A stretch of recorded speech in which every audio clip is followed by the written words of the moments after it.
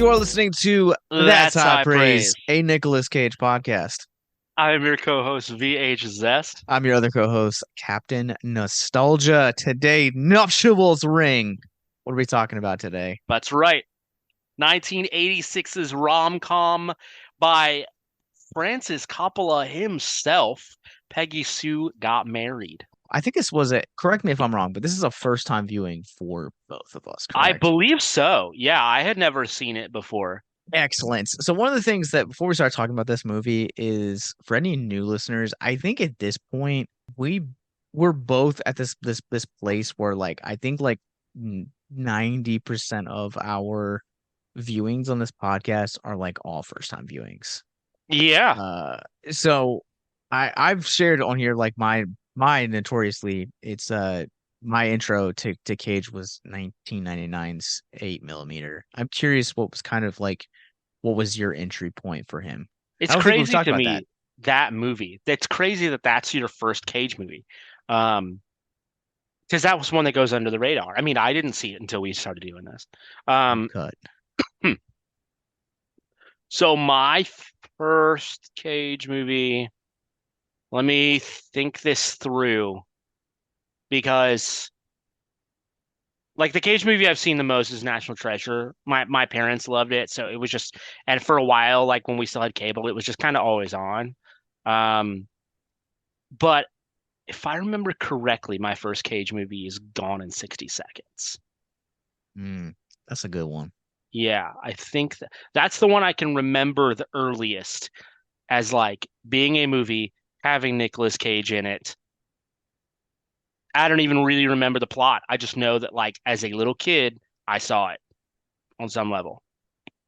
So here is the better question. Which Cage movie made you a fan? Because I feel like people have people have seen Cage movies and they're just casual viewers, and then you have some people that are like us that are like legitimately fans of his work. For me, it was Mandy. Um, Mandy's late. It is, but I feel like Mandy was the first time that I had seen a role that I was like absolutely just encapsulated by him. Yeah. Because like I'd seen like National Treasure, Gone in 60 Seconds, like I'd seen like all the big ones, and I was just kind of like, eh, this guy from 8 millimeter is cool, like he's got some range, but like Mandy was the first time that like I was just like blown away. Yeah. Um, that's really honestly very hard for me to say because the movies that I loved with Nicolas Cage as a kid, National Treasure is being like a really big one. Um, of all those movies, that I don't think there was one that jumped out at me because of his role. I just ended up liking the movie and over time just kind of realized like, wait, I just really like Nicolas Cage. Um, I remember watching Honeymoon in Vegas as a kid, just because I went through a big Elvis kick. Um, man, I don't know. It's probably trying to think of what I saw as a kid. Probably The Rock. Okay, that's a Probably good one. either yeah, probably either The Rock or Knowing was up there, which is also kind of late. I mean, it's 2009, but that's the only Cage movie, one of two Cage movies that I can remember seeing in theaters. Like I know for sure, without a doubt, I've seen those two in theaters. Um, Second Ghost Rider and Knowing. Yeah, so I would say it's probably if it's not National Treasure, it's The Rock. Oh, okay. All right. Yeah. Fair enough. I was curious. So Yeah. like I feel like I was like we've never really addressed this. Yeah. I feel like every this is kind of like the episode 0 section of a podcast. But Sure. I have some trivia for you, and I am curious if you caught this. Do you know the connection between Peggy Sue Got Married and 1999's The Mummy? Yeah. Benny. Okay. I just wanted to Yeah. make sure. I was like, Oh yeah. that it's one of your favorite films of all time, It so I just wanted to really make is. sure. Yeah, it's definitely in my top 10. And it like Emma and I, like Emma was sitting here next to me last night. We were watching. She was like, "Who is that?" And I was like, "Holy crap!" And I looked it up just to be sure. But yeah, freaking Benny, yeah. Oh man, so good. So Kevin J. O. Connor plays Michael Fitzsimmons in this Yep. movie we'll talk about, but I have I watched this movie a little bit. I've had a little bit more time away from this movie, so I've had a chance to like my thoughts marinate. I've been dying to podcast with you about this movie Okay. because I too also thought that this was going to be kind of like a rom-com, and this movie kind of definitely threw me for some loops. So I'm Yeah. curious what your like initial thoughts in this movie are. Yeah. I mean, I wouldn't say it isn't a rom-com. It just rom-coms were really solidified in the 90s, and this is a mid-80s film. So it lacks a lot of the tropes that I think we know rom-coms for. Um, but so initial thoughts. There were a handful of things I really didn't expect about this movie. Like, spoiler alert, although it happens very early, this is a time travel movie. And that just threw me for a freaking loop. Um, and I wasn't sure, if I'm honest, like I was pretty on the fence um about like how whether or not I really liked this movie until the third act. Like I was enjoying it, but I was just like, I don't know if I'll go back to this. I don't know, like I was just kind of hemming and hawing. But I this movie just like uh it's crazy how smooth it is for how many risks it takes. Um, you look like you were gonna talk. I was gonna say, like, I think that is like the best way to put it. Like this movie, it takes a lot of bold leap, and those leaps really pay off. Yes, they really do. Like, you have the first scene it opens where on a mother-daughter who don't look like they're far enough apart in age to be mother-daughter, which is something else I want to touch on about this movie. Um, Josh, no doubt, will talk about it as well. But yeah, so the mother is going to you know that like the mother is estranged from her husband. And this is Peggy Sue in this case. Um, and she and her daughter are going to her like 25-year high school reunion, and she's catching up with all of her old friends and like the people who were nobodies and the people who didn't show and just things like that, and she gets crowned like queen again, and like prom queen kind of a deal, and then she passes out, and that's kind of where the movie like really takes off. Before that feels like a cold open, truthfully. And that's where the movie like really starts. And as we said, this is a time travel movie. She wakes up in high school in 1960, apparently. The movie was filmed in 85, came out in 86. Um, yeah, and that's kind of where we go. I'm honestly surprised that you didn't bring in the fact that this movie opens up with Nicolas Cage's character in the present day, and it kind of like backs away from the television. Yeah, And I I want to talk about Cage later because obviously it's a Nicolas Cage podcast, sure. but I feel like I have quite a few things to say about this. I genuinely really this movie surprised me. I was Yeah, really dreading watching this movie. Uh I couldn't tell you why I was dreading watching this movie, but I really ended up like this movie was delightful it was. from Yeah, start to finish. yeah. I wouldn't say I from start. was I took a while to get into it. Dude, I right from the opening, I really liked it. Kathleen Turner, who plays Peggy Sue in this, Hmm. I'd only ever seen her in a John Waters movie called Serial Mom. Dude, And you need to watch House of Cards. It's like 1999, her and Tommy Lee Jones. Incredible. okay, all Yeah. right, but like she plays like this like 50s like idealistic mom, and like she turned out to be a serial killer. Matthew Lillard's in it, Ricky Lake's in it. Nice. It's a great movie. So like but I had never kind of seen her do anything else, and I really loved her. But like, I mean, this cast, dude, is just like absolutely stacked. Like Yeah. Catherine Hicks, 2 years before Child's Play, Joan Allen's in this movie. We've already mentioned Kevin J. O'Connell. Jim Carrey's in this Jim movie. Carrey. Yeah. Yeah. Which, Before he mattered, honestly. yeah, like I was so surprised because this predates Living Color by like at least 6 years. Yeah. And I was really surprised to see him in here, and like he had like a good chunk of screen time too, which was like awesome to see. Yeah. It was awesome. There's a scene about halfway through the movie where like it's like four guys, two of whom are Jim Carrey and Nick Cage in a barbershop quartet. And it's just something I never knew I needed. And it is absolutely delightful. And Jim Carrey, he gets a lot of screen time. Well, he gets a surprising amount of screen time, but not very much. And he is just always just awesome. It honestly feels in many ways like classic Jim Carrey, despite the fact that classic Jim Carrey didn't exist yet. Yeah. Not to mention also too like very minor roles. This was a young career for Helen Hunt, which she plays Mhm. Beth, the daughter. And for all of my That 70s Show fans, Bob is in this movie in a throwaway scene. Is he really? Uh, but yes, he plays the jock that she ignores, like he's like trying to hit on her.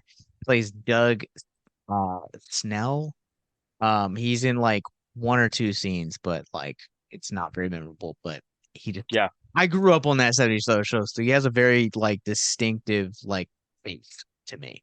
yeah, yeah, yeah. It really was like super cool. Um, just kind of treasure trove of actors kind of before their time, which we talked about this a little bit with Captain Corelli's Mandolin. It was just like there were just a couple of actors who like really hadn't hit their stride yet at that time, and it was really cool to go back and see these really well-known, really well-known people just doing this. It almost feels like an indie movie just because of its size. Um, Yeah, and like I also like want to like talk about like the fact that this is directed by Francis Ford Coppola. I mean, yeah, by this point in his career, like he had done Apocalypse Now, he had done The Godfather, he had done The Godfather Part Two. I mean, like his just like I'm pulling up his filmography now, like his his career at this point was like The Outsiders, Rumblefish, like he had done just a bunch of like juggernaut films. He was still a couple mm, years away from, Bram Stoker's Dracula and The Godfather. But like when you look at his career, like there are these really prestigious, like genuine like dramas that like are like cinematic landmarks. yeah, And then you have Peggy Sue in the middle of that.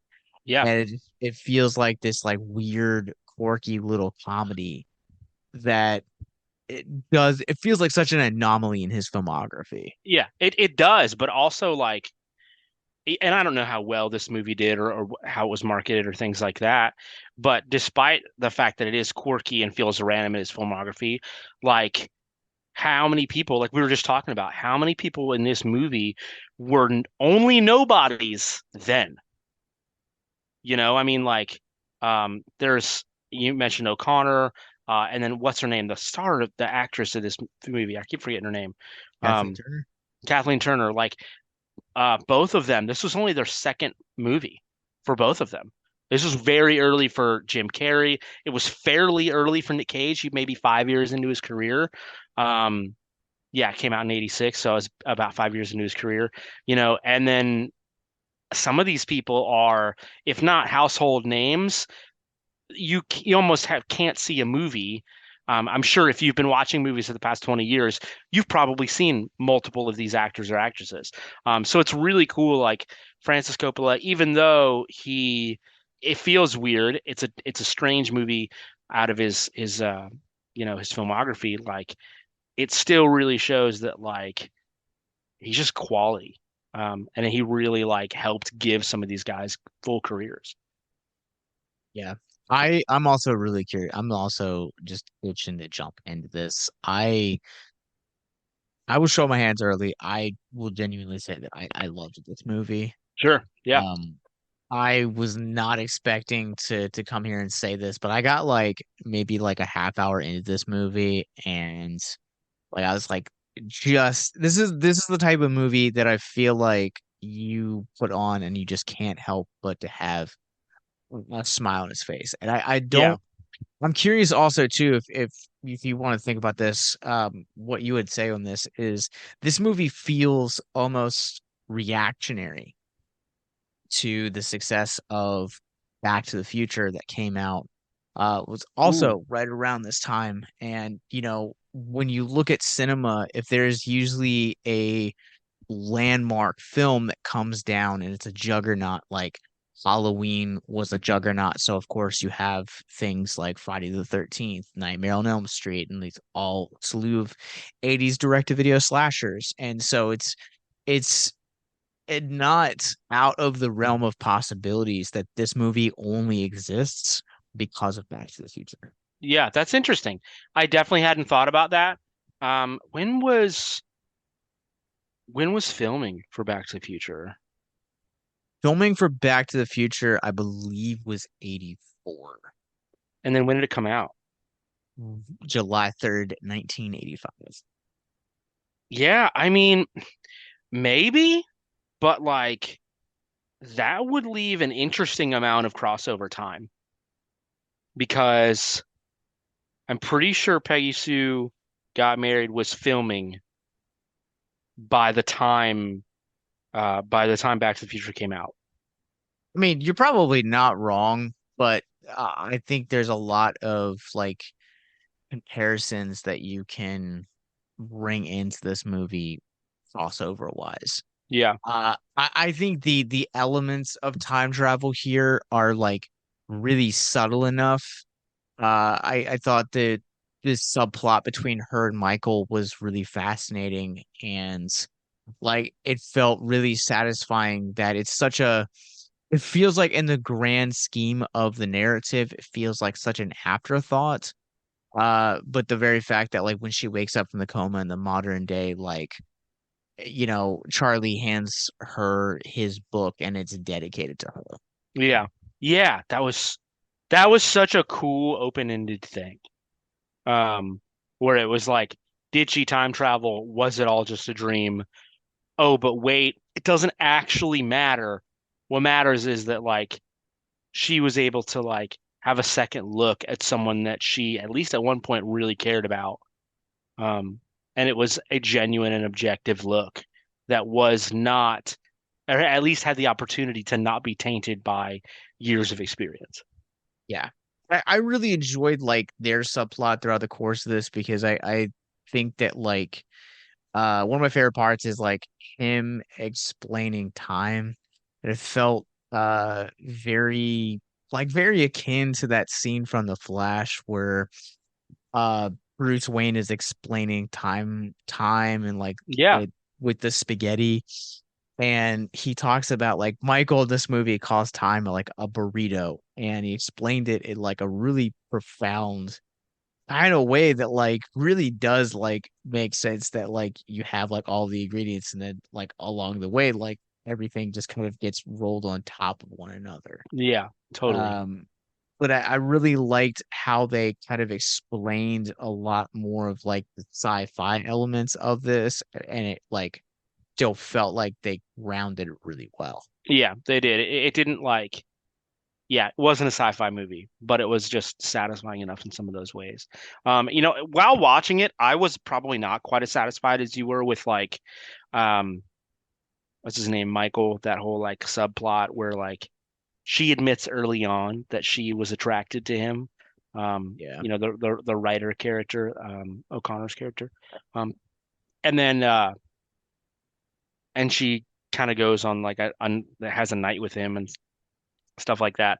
That honestly, like I found that watching it to be a little bit frustrating, just because it was just like she at that point in time was kind of going back and forth about Cage's character. Um, but kind of looking back on it, like you said, you've had a little more time to marinate on your impression of this movie than I have. Um, I also think about like, I wonder how many of us like do look back on our lives and go, I wonder what it would have been like had I like taken a chance with this relationship or this friendship or whatever. And so the fact that she does get to um is so realistic. It makes so much sense as to like what a person would do.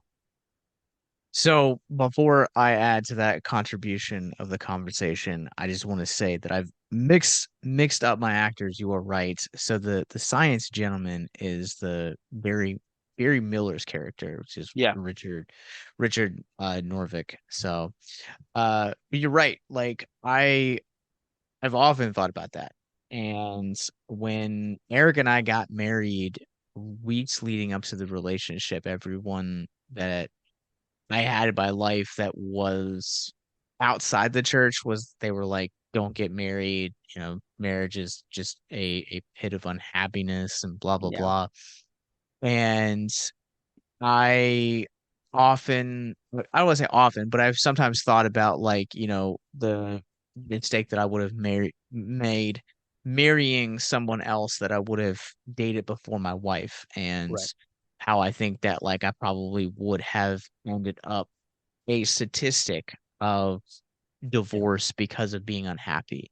yeah, Whereas I think that like one of the things that I really value about the ending of this movie is that throughout this entire journey and how much Peggy Sue like really messes with Charlie's heart, like she kind of at the end of everything, like really kind of comes to this realization that like Charlie was the one that like she really needed to be with. hmm, And like she was the one that like he was the one they were meant to be together, is what I'm trying to say. And like yeah, yeah, I've never like had those moments where like since I've been married, like I've never had those moments of like, what would have happened if I would have dated this person and got yeah, married, or now there are definitely other life moments, like what would happen if like I had transferred careers earlier on, totally. Yeah, yeah, or um if I could have made it work with touring, or like yeah, things along those lines. yeah, yeah. But it's just cool, like, you get kind of into the third act, and yeah, just to kind of affirm what you're saying, like some of the movie was frustrating because it just seemed like she was back and forth. But what she kind of comes to realize into the third act is like, initially they had gotten married, uh, and then we're talking about divorce and stuff like that. But anyway, they had initially gotten married because she'd gotten pregnant her senior year, and then what she'd realized going back in time is there were things about him that she just didn't know. She just didn't know this person that she'd known her whole life as well as she thought she did. And there was a lot of assumption and things like that. But anyway, like they got married because she got pregnant her senior year. But then what happens when she goes back to the past is that he gets rejected for his like he wanted to be a musician, a singer, and that's why he had a barbershop quartet and stuff. He gets rejected, um, and tells his dad about it, and his dad's like, well, I'll give you 10% of like our family business right now, you know, um, and he goes to Peggy Sue and he basically just proposes to her on the spot, just like, "Hey, this is what I'm gonna do. I love you. Will you marry me?" And at that point, it had nothing to do with her getting pregnant. His dreams of being a musician and stuff that had changed and everything. He was just willing to lay it on the line for her, which is not the person that she'd come to know in the present slash future 1985 scenario. And so she was given that second look to realize like, oh wait, like, this is not what I thought it was. If you or someone you know is listening to this podcast right now and you're struggling with suicide, addiction, self-harm, or depression, we encourage you guys to please reach out. This is the heartbeat of why we do what we do. Suicide is currently the 10th leading cause of death in the United States, and as of this recording, there are 132 suicides that take place each and every day on American soil. And when you scale back internationally, there are 800,000 successful suicides. That is one death roughly every 40 seconds. So if you or someone you know is struggling, you guys can go to victimsandvillains.net/hope. That resource is going to be right in the description wherever you guys are currently listening or streaming this. There you'll find resources that include the National Suicide Lifeline, which is 1-800-273-8255. You can also text HELP to 741-741. We also have a plethora of other resources, including churches, getting connected with counselors, LGBT resources like the Trevor Project, and also veteran hotline as well. Please, if you hear nothing else in the show, understand that you listening to this right now, have value and worth. We get it. Suicide, depression, mental health, these are hard topics, and the stigma around them doesn't make it any easier. But please consider the resources right in the descriptions below wherever you guys are listening, because once again, you have value and you have worth. So please stay with us. Yeah, I'm actually curious if like we can like talk about the opening portion of this, like, as you mentioned, like the cold open of where we kind of get to meet their marriage. Yeah. And I think there's like this assumption about marriage that you get married and you don't have to still like keep being affectionate to your significant other. You don't have to Yeah. stop dating them or surprising them or, and I think when you have that mindset, you are setting yourself up for failure because you are distancing yourself away from uh like them actually getting to know you and vice versa. Yeah. Totally. Where like one of the things that I've learned in starting like therapy recently has been that like there are parts of myself that like I didn't know, Yeah. or like never had someone kind of like read my mail in the way that like some of these sessions have. Yeah. And Eric and I will talk about them, and it's been kind of like this like found like experience on like our own marriage and kind of like how we communicate. And I think that's a strong reminder that like when you're in a relationship for a long period of time, not just married, but like if you've been in a relationship for over 3 years, obviously at that point I feel like you're committed to the individual that you are dating, living with, married to, whatever the situation is. Like Mm-hmm. keep surprising them, keep marrying them, because like every day they are worthy of like validation and to be seen. And sometimes it's those little things and those little moments that allow that individual to be seen or heard.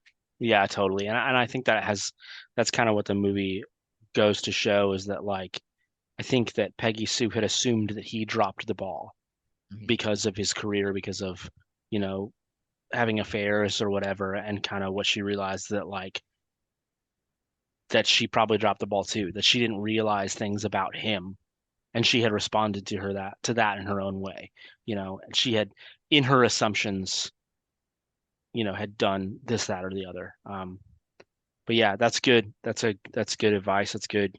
Um, yeah, honestly, like, and that's something like I still struggle with.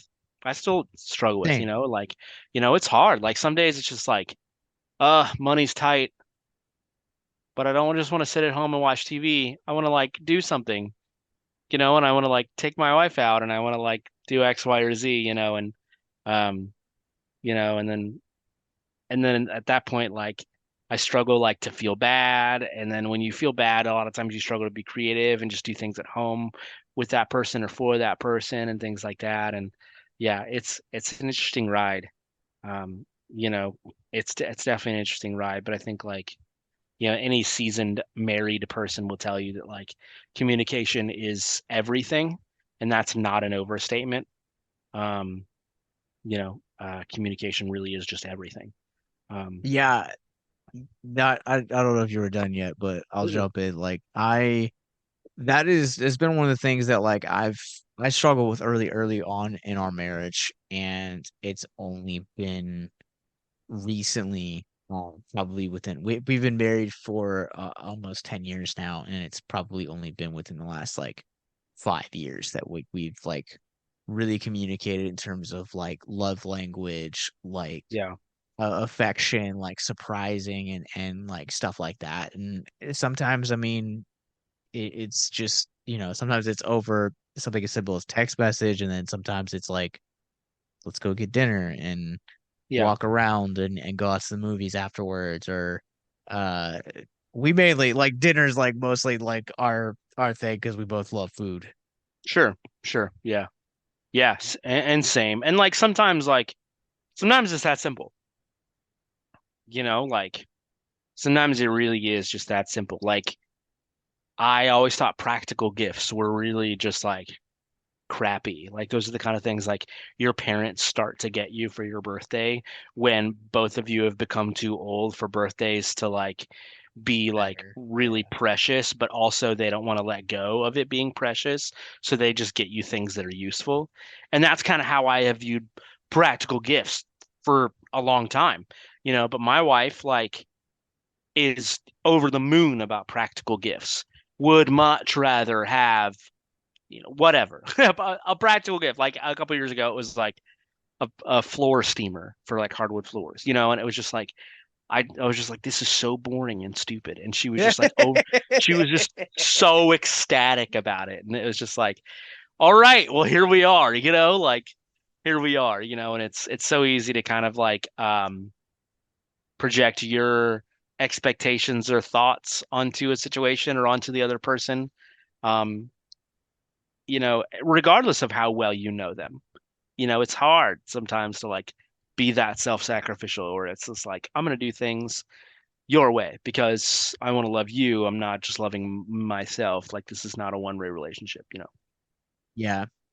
Yeah, no, it's like it's about, I mean, I'm sure you probably like didn't fall into that. Like it took many years of Totally. like conversations and like trials, and I feel like that's one of the things that like I've really like had to learn about my wife, because like early on in like our like just on the subject of gifts, like early on in our relationship, like movies mean a lot to me. So like I gave movies to like everybody. Like that was my Yeah. gift every year.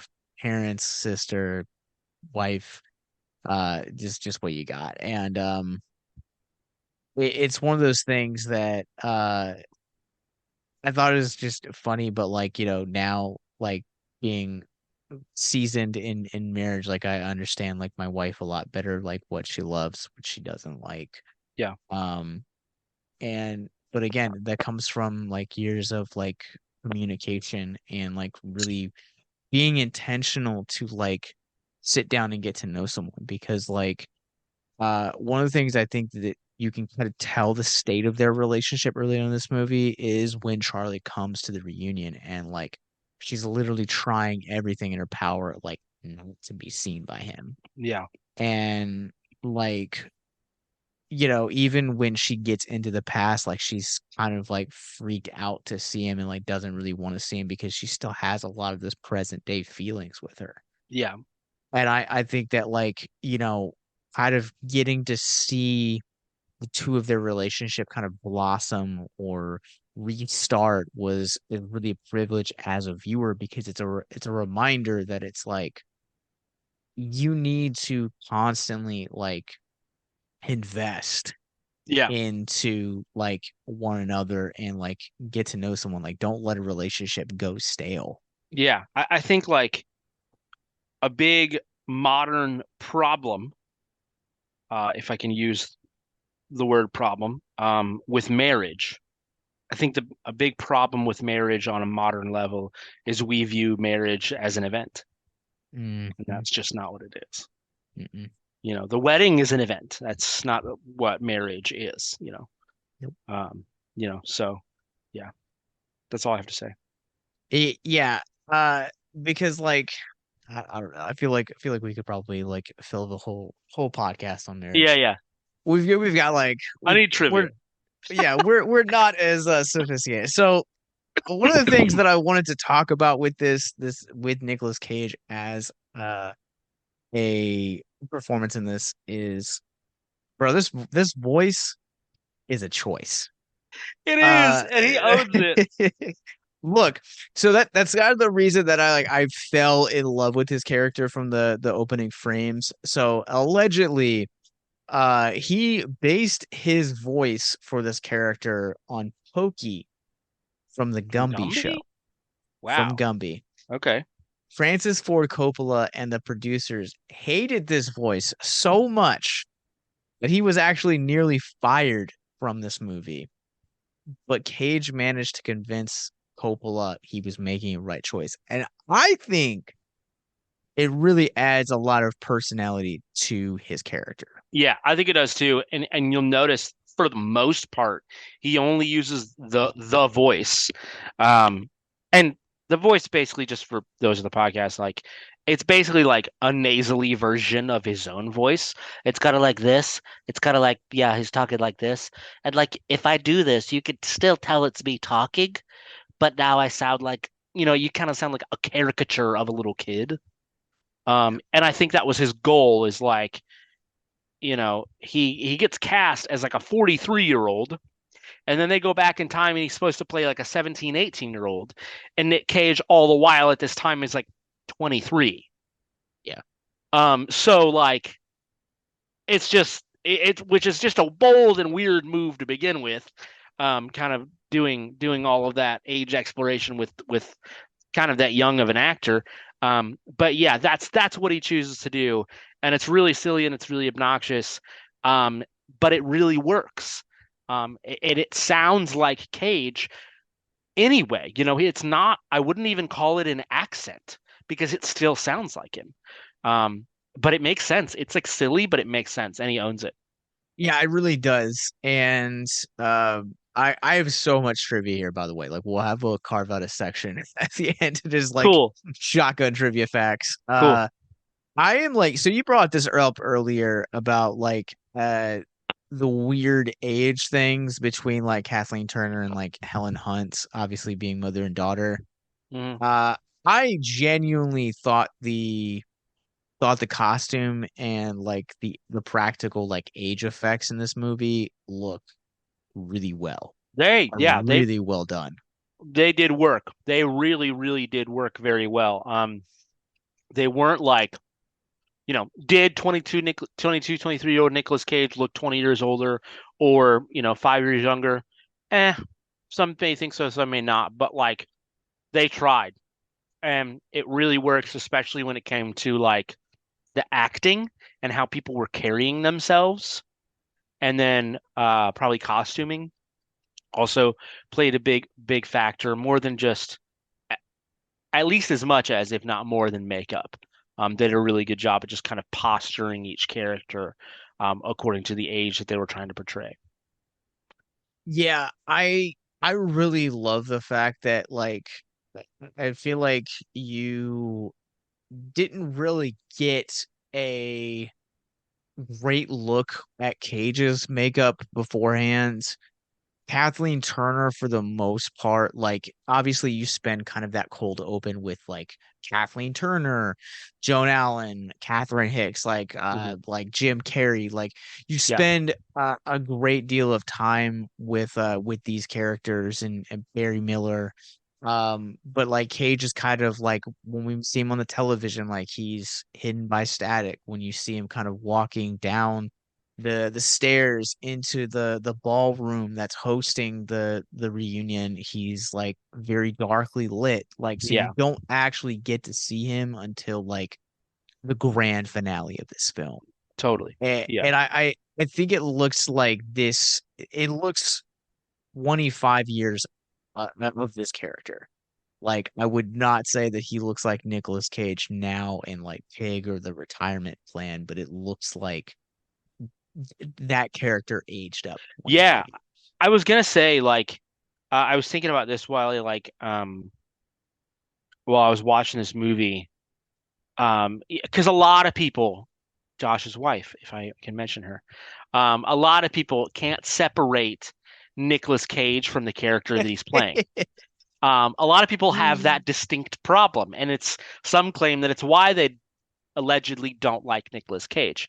They really just haven't seen the right movie or movies. But anyway, we're all biased here. Um, but nevertheless, there are characters that I feel that way about. There are characters that I felt that way largely in Color Out of Space, where it was just like, this is Nicolas Cage trying to do what they want this character to do. It was really hard for me to separate Nicolas Cage from the character.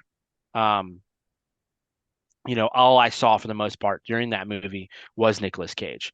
Um, but there are definitely times distinctly where I forget that I'm looking at Nicolas Cage because he's just, I don't know what it is. I don't know if it's him. I don't know if it's the writing. I know if I'm sure it's a combination of everything. But like, this was one of those characters where it was like, I would be watching him and forget that I'm watching a Nicolas Cage movie. And it's quality. It's a great experience. Yeah, I feel like when you have a character like Charlie, where you can have Cage really sink into the role. That's why, like, I brought up Mandy when we talked about like Cage roles that really turned us into a film. Totally. Like, he is going, like, yes, he has a signature mannerisms that are, the one, A, B, C. Like, yes, like he has those signature mannerisms, but Hmm. like in that particular one, like his wife is killed by a cult Yeah. and he's just a simple guy. Like, I think that was kind of the first time that I was like, this is Nicolas Cage, like transforming into a role. And the Yeah. same with the experience with Pig.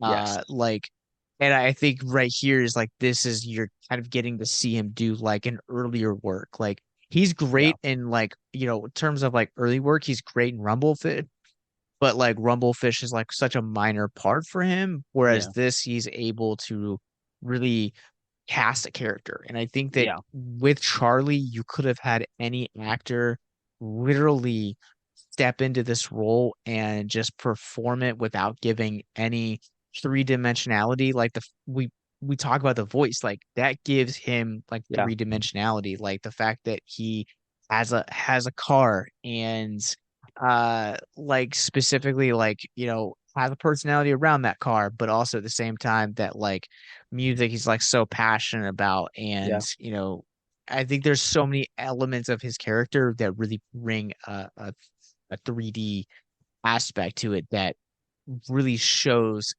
the capability of Cage as an actor.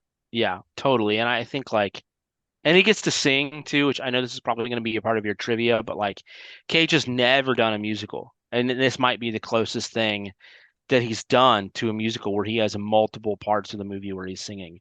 And it's awesome. It's so good. And yeah, especially for as early of a role as this is. I mean, we're talking not even 25-year-old Nicolas Cage. And yeah, it's so good. You're right. He has that kind of third, or I guess maybe even fourth dimension, given the nature of the movie. Yeah, with this movie, he just really goes for it and really owns it. And it's really good. And I think that this is prior to him getting I don't want to call it a bad rep, but the reputation that he has now for really going for a character, Vampire's Kiss style kind of thing. Yeah. Um, but he nevertheless just yeah, puts a lot into this character and it really pays off. Yeah, the emotional aspect of his character really does take off. Yeah. Because I you brought up like the proposal scene earlier. Like, I don't know about you, I really felt that gut punch, like, because I've experienced stuff like that, like not to like the "Will you marry me" gut punch, but like being Yeah. emotionally toyed with, and I think that like that is just kind of like such a perfect example of like his roles. Like again, like anyone could have played that and it's just been like, oh, but he's like, we're gonna dust it off and we're gonna, keep going kind of thing. Yeah, totally. How would you guys like to help us get mental health resources into schools, conventions, and other events? Well, now you can. Simply go to patreon.com/victims and villains for as little as $1 a month. You guys can help us get mental health resources into current and upcoming generations, educate and break down stigma surrounding mental health, suicide, and depression. And you get exclusive content that you can't get anywhere else. And you guys can tell us which Nicolas Cage movie you want us to cover, and we'll do it. All it takes to get started is to go to patreon.com/victims and villains, or simply click the link in the episode description wherever you guys are currently listening or streaming this episode. Pick your tier and get started today. Yes, it's that simple. So quickly select the tier that you want and help us get hope into the hands of the depressed and the suicidal today.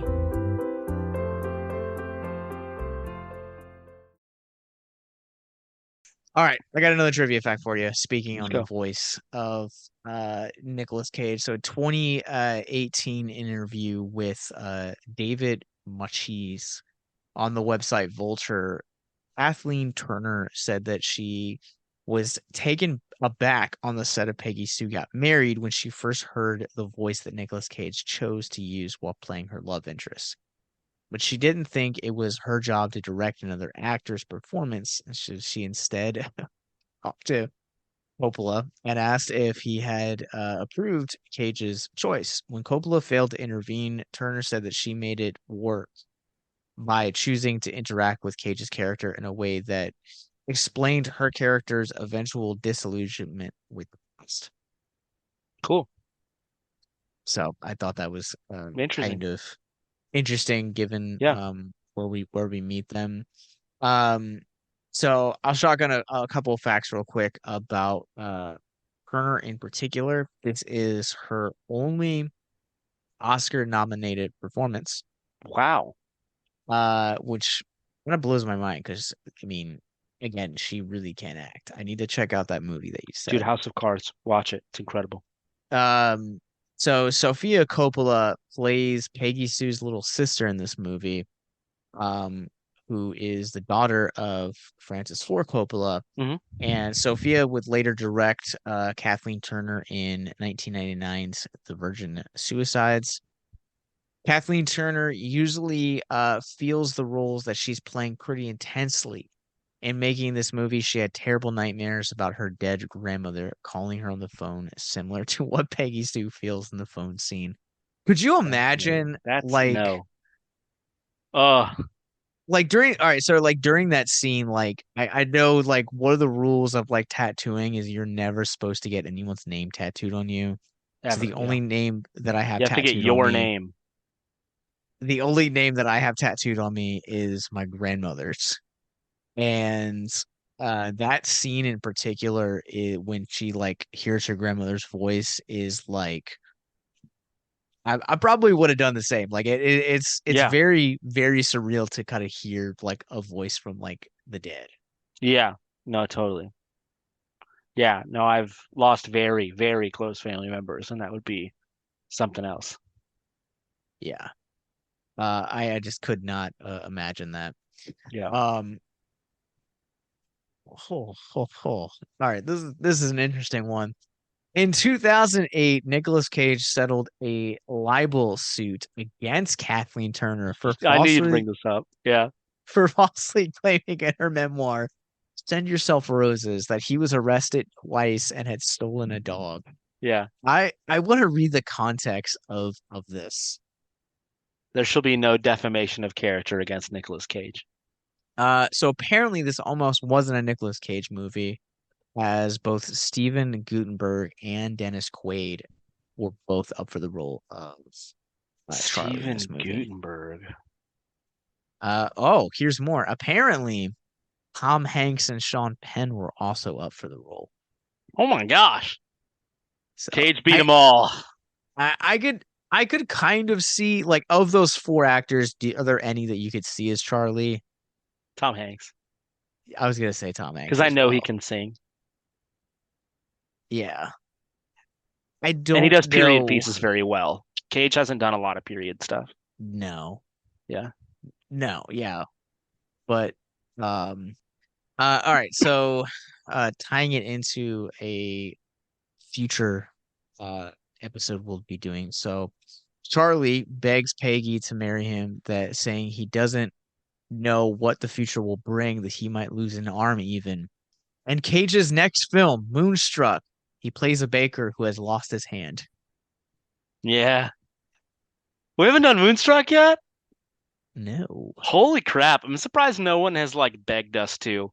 Like whenever like whenever I just talk to somebody in the wild about Nicolas Cage, that movie gets brought up at least half the time.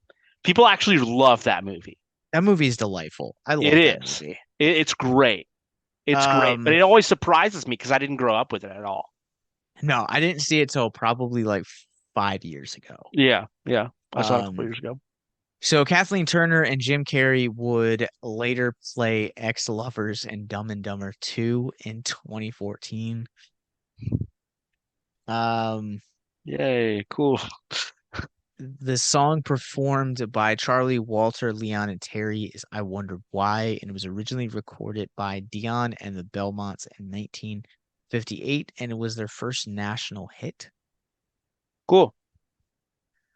The film made its debut October 5th, 1986, as the closing night presentation at the New York Film Festival, followed by its theatrical release on October 8th. And as the film festival director, I really liked that fact. That is very cool. Would you pick this movie to close a film festival, John? I think his movie is delightful enough to pick a film festival. Yes, absolutely. I am This is off one of those of. movies, like I think it's, I don't know if you've seen those YouTube videos where it's like, I don't know, Gen Z kids or whatever react to ska music. Mm, Um, and or they react to 90s rock music or they react to whatever. I think it'd be fascinating to have like a film festival where like all the movies are before 1990 and all the audience is born after 2000. yeah, yeah. That's all the trivia I got for you, though. So That's it? Oh, there is trivia that's about it. a musical. Apparently there was yeah, hold on. I happened to see um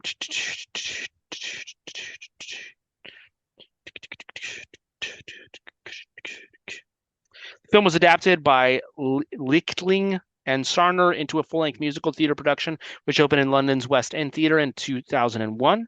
Despite receiving solid reviews and several million-pound advance, 9/11 forced the show to close early. Oh, There's trivia for you.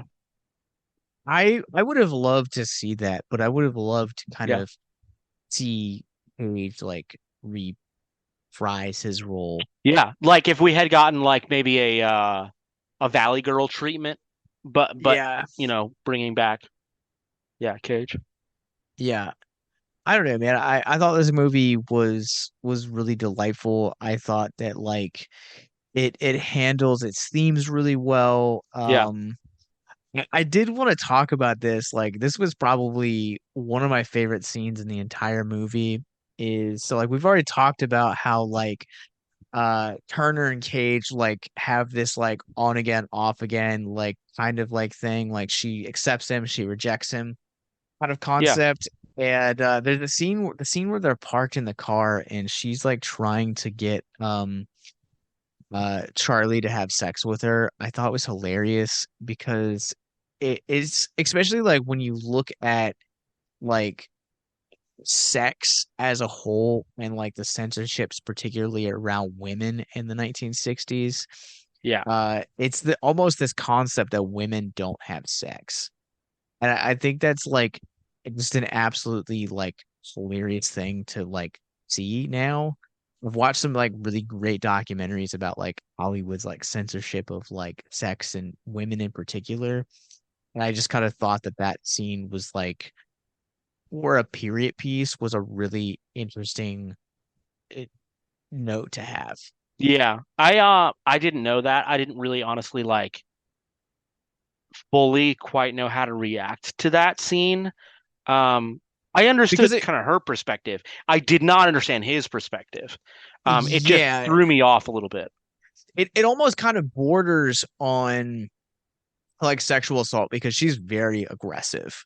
Hmm. And he actually says, he says, I guess girls think about that stuff too. And I lost it at that moment, but like, it is one of those things that like, yes, like we are, like sexual beings. But it's a little bit more, I feel like the 80s were a little bit more sexually liberating than the Yeah, 60s were. totally. Yeah, totally. Because And you were the still 60s like, more than the 50s or 40s for sure. yeah. And Yeah, so like every decade you kind of get a little bit more like yeah, freer, I guess we'll yeah. say.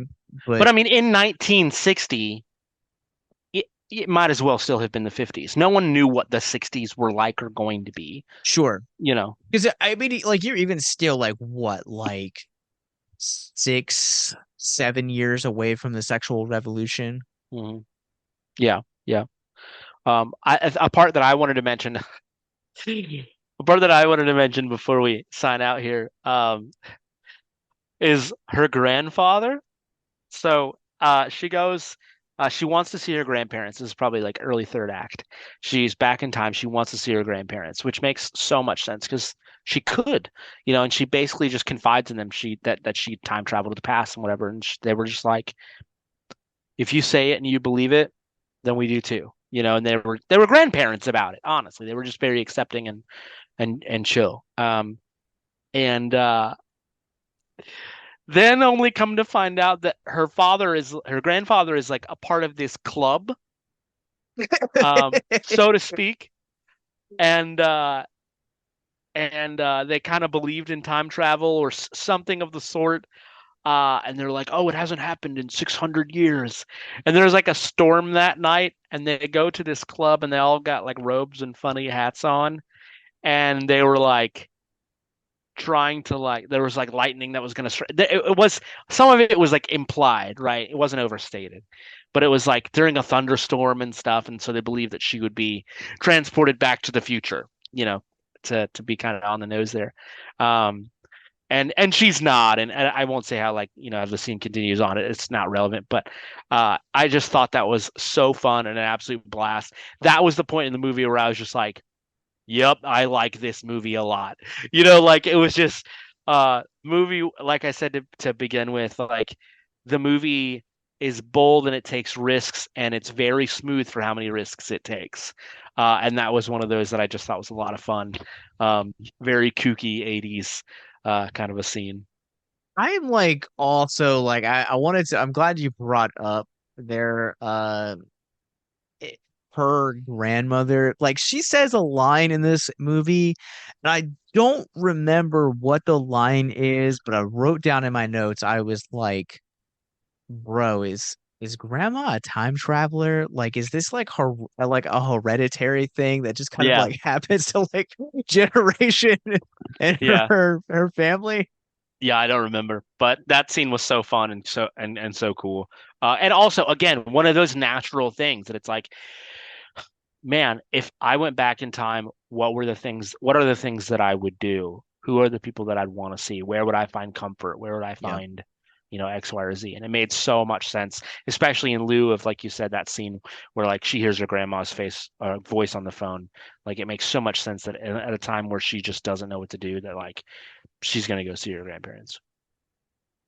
Yeah, I probably would do the same, but like that, I'm really glad you brought up like the grandfather too, because it's kind of like that was like another like left turn moment that I was like, I look away from the television for like a split second, I come Yeah, back and it's like, I don't like know how to like just describe it. Like people are wearing like really strange like costumes akin yeah, to like the stonecutters from the like episode of The Simpsons, and I was just Yeah, kind of like, what? it feels like that one planet where like they worship the nose in Hitchhiker's Guide. Like, yeah, just so silly and weird and random. Yeah. All right. Well, I think I know the answer to both of these the questions, our final questions, Yeah, but yeah, is Peggy Sue Got Married worthy of high praise? yeah. It is. Yeah, it's definitely worthy. It's not worthy of high praise in our binary system. It's certainly worthy of high praise. What's your second question? Oh, that was my question to myself, and yes, Oh, I well, agree. Josh. It Okay. it is it, this is 100% worthy of high praise, and if you guys have been listening to our podcast for any length of time, you guys know that one of my favorite Cage roles is Donald from Adaptation, and Charlie is like neck and neck with him now. I love Nice, Charlie. nice. That's such a good character. Donald. Oh, incredible. So, all right. Well, if you guys have seen Peggy Sue, comment below if you guys are watching this on YouTube and let us know what you guys think about Peggy Sue. But where can people find you online, sir? Yeah, so you can find me on Letterboxd and YouTube at VHZest. On YouTube, I just post me playing bass guitar. So if you're into it, cool. I thought recently about like, how can I put some sort of Nicolas Cage spin on me playing bass guitar? And I don't really know how. Um, Just uh, play like Nicolas Cage, like just wear your Nicolas Cage shirts, or yeah, get a Nicolas Cage face mask. just do scores, just scores from Nicolas Cage films. Um, Yeah, and then you can, I think they added a two, but same deal. But on TikTok, just me playing bass guitar, VH Zest, numeral two. Um, yeah, cool. So if you play music or play bass, then come talk to me. If you don't, just follow me and ignore me. That's fine. Heck yeah. Well, you guys can find me. I'm also on Letterboxd. I'm at Captain Nostalgia. You guys can follow me on my other podcast, Abyss Gazing, a horror podcast. But you guys can follow our parent company, Victims and Villains. We are on Facebook, Instagram, Twitter, Twitch, and wherever you guys get your podcasts. So until next time, remember to keep on caging.